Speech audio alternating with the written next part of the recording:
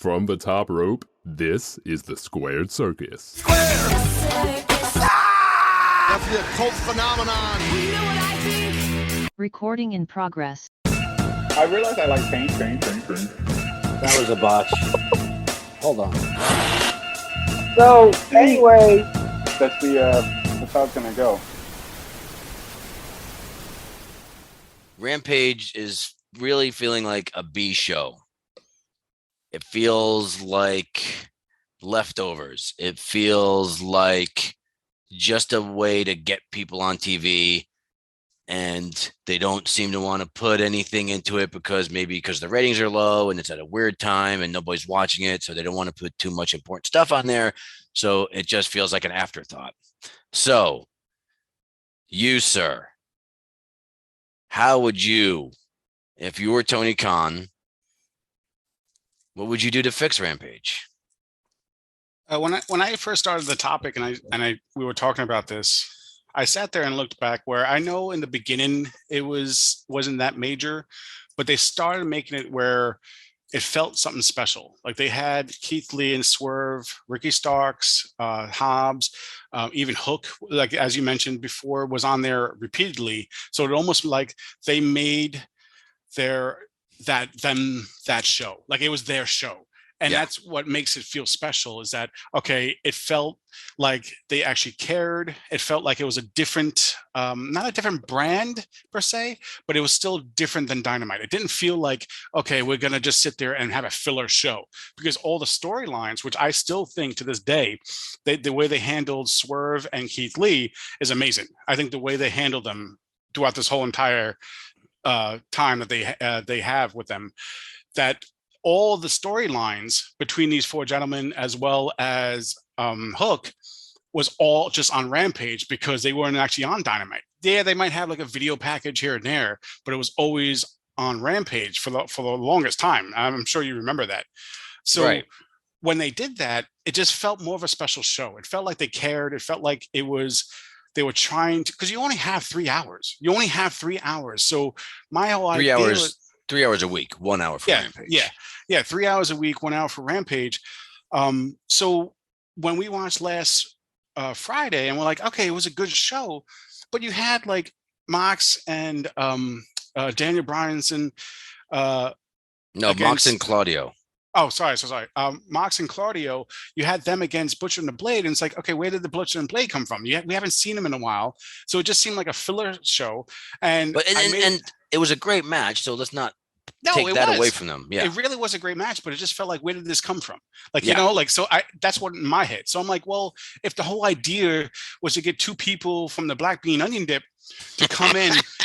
And that's the third time you said it, and I still laugh when you say it. I forget. If that's what your agenda is, you could get other people from them. I actually suggested, why don't you I thought it would be interesting, Eddie fucking Kingston, that's never around, get him and Brian, who actually has like a little beef, but it'd be interesting to get them fighting Butcher and Blade. I'm sure the crowd would probably like that even more. Yeah. But definitely Eddie. I mean, I don't know if Claudio did anything on Dynamite, but like you have Claudio and Eddie, perfect. And you get those guys some TV time. That at least feels like they're doing something instead of, especially because like you've mentioned to me, if you're at the live crowd and they're taping both shows at the same live event and you have like the same people, it has less of an impact. And a lot of the appeal to these shows, especially this week when they were in Canada, was the crowd was so hot. So it made all the matches feel more important. So if you're giving the crowd like the same people over and over, it may not be immediately apparent to us that it's the same people, but it's going to have a less of an impact to the crowd. And therefore that's going to translate to the viewer. Yep. 100%. So, and let me boil it down right now. So you've said a couple of things. So if you're fixing Rampage, the one thing you can do is make it like a little bit more exclusive, right? This is my show. You have those wrestlers who are like Rampage wrestlers. They'll still show up on Dynamite here and there, but like for the most part, like this is our show. That could be part of their gimmick, like they did with Starks and Hobbs. They did with Swerve and Lee for a while. And Swerve and Lee, that's true. I don't know if they made it part of their gimmick as much, but they were definitely like mainly on Rampage. I think Swerve and I keep calling Stark Swerve, Starks and Hobbs. That was like part of their gimmick. They talk about like, this is our show. And the other thing you said was like, mix it up a little more, right? Don't have all the same people. You just had Mox on Tuesday, and we're watching it's only 2 days later. So even for us, it's like, give us some different people.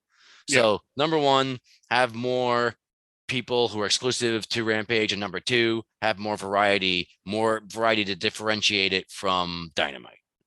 I think those are two good ideas. It really is, because you really don't, if you're in the crowd, you really don't need to see Mox come out and do a promo and Adam Page doing like a hell of a promo. And then an hour later, after you've already been there for 5 hours, Mox comes out and you're like, okay, well, like they have a huge roster. Yeah. So if you only have 2 hours for Dynamite and 1 hour from Rampage, I don't understand why they're utilizing the same people. Yeah. It really shouldn't happen. No, and especially when you have, I mean, and part of Rampage is that, I think, like, oh, let's get these people on TV. They don't know what to do with them on Dynamite, but they can just put them in a match on Rampage without any build because they haven't put any resources behind them. They just throw them in a match like the Butcher and the Blade this past week. And that has its own usefulness, but at the same time, it makes it feel less important. So what do you do when you have 1 million people? You have all these, and they just signed 3 more, right? On Rampage, we saw the introduction of the Kingdom. And it would probably get a bigger pop if, one, people actually knew who the hell they were, and two, if it wasn't like their 5th hour watching wrestling. It was a shame. And I'm not a big fan of Matt Taven or Mike Bennett. And they're good. They're both good wrestlers, but like, I don't know, whatever. People have different tastes. They don't excite me. I like Maria Kanellis. I think she'll be really good. And I think people probably know a little bit about her because she's done a lot for the women's division in Ring of Honor, but it didn't get a pop, probably because people were there too damn long by the time that happened. Yeah. And think about this. When we actually were discussing about it, that never aired, is that we actually said one of the memorable times on a Friday night was the one-liner that freaking Cassidy did saying, oh, Dynamite's on Tuesday this week? Yeah. So if that's the one thing that we really actually enjoyed out of the whole entire thing, even though we thought it was good, there's kind of an issue there. Yeah. Okay. There are 3 things. I'm going to go on the tangent. We're going to go on the positivity tangent here, guys. There were 3 things about Rampage that I loved, and I liked all the matches, but there were 3 things that stood out to me that I remember. Dalton Castle promo. Yes, that was good. I loved it. Yes, and the crowd lost their minds for him. It was great. Yes. And it's a shame because I think that the pop that Dalton Castle got as an ex-ROH champion is the pop I think they were hoping for the introduction of the Kingdom at the end of the show. Yeah, Matt I agree. Taven as a former champion, but he just, I don't know. He doesn't have the crowd the way Dalton does. Dalton just has it. And they were chanting Dalton Castle the minute he came out. He couldn't even get his promo in at first. That was great. The Orange Cassidy thing where it was best friends sitting on stairs. I think they started the promo off with like, we're sitting on stairs, so we're serious. Yeah. And then they're like, next Tuesday, we're going to fight you guys. And Orange Cassidy's like, Dynamite's on Tuesday? Brilliant. Immediately after that, they had the Mark Henry side-by-side promo split screen between FTR and Sean Spears and I forget what they're called, with Brian Cage and the Gates of Agony.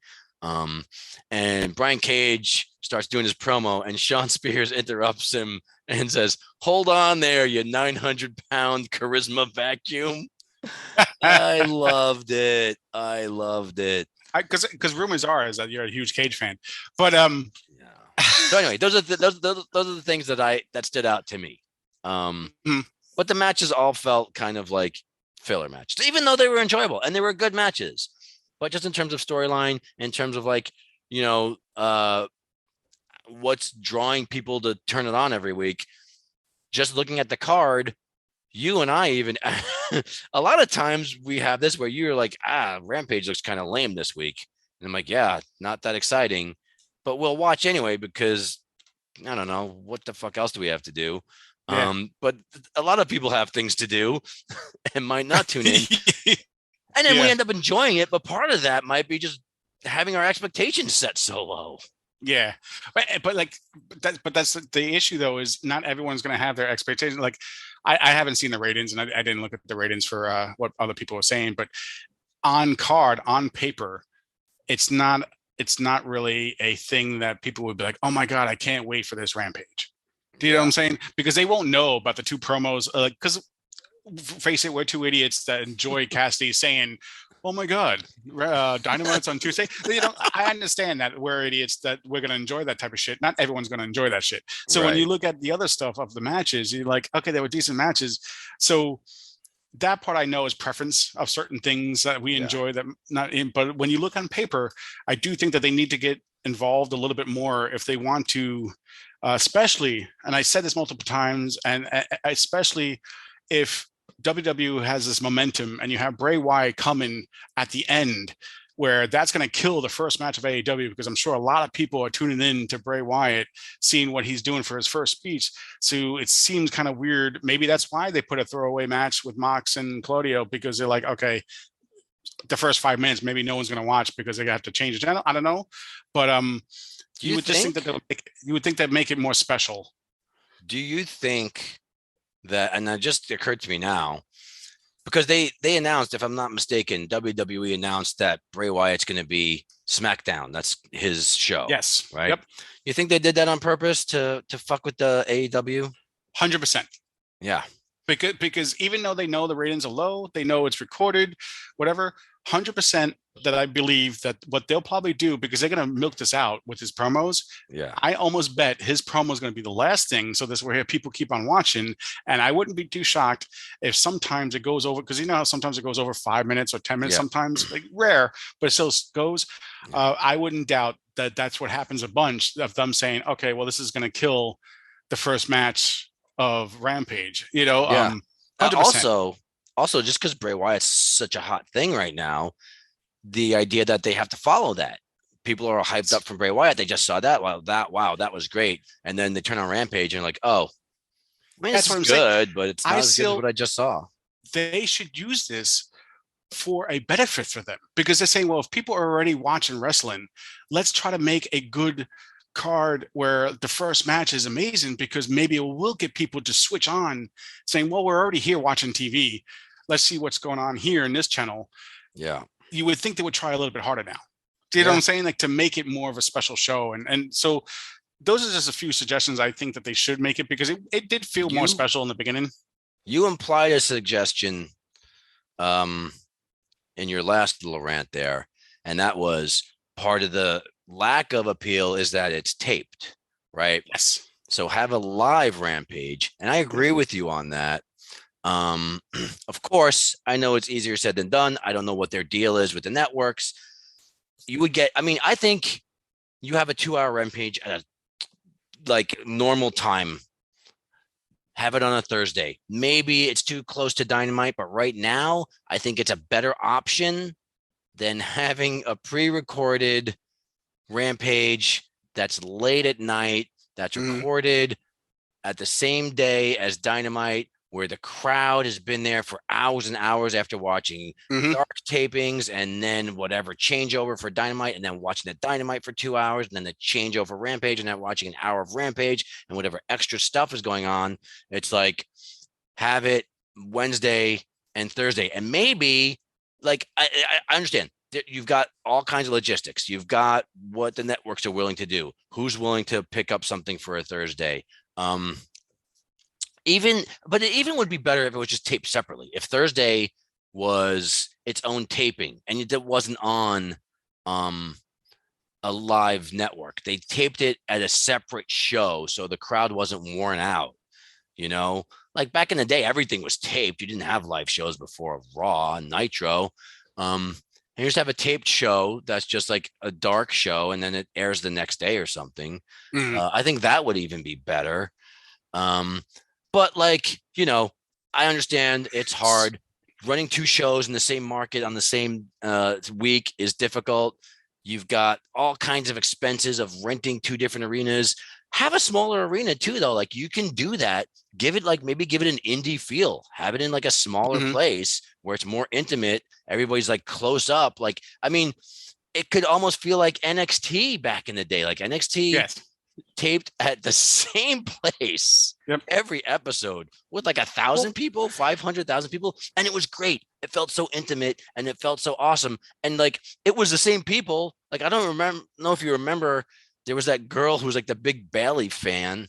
She was like some 12-year-old girl, and you see her there every week, and she would be there for every taping. Like, even if you had that, it could feel, I mean, Dark has a bit of that, but that's here's from one of my things. So I feel like, and I just kind of thought about this, is you don't need this audience there for 6 hours watching Dark, Dynamite, and Rampage. What they do for the first Dark, not Evolution, whatever the fuck it's called.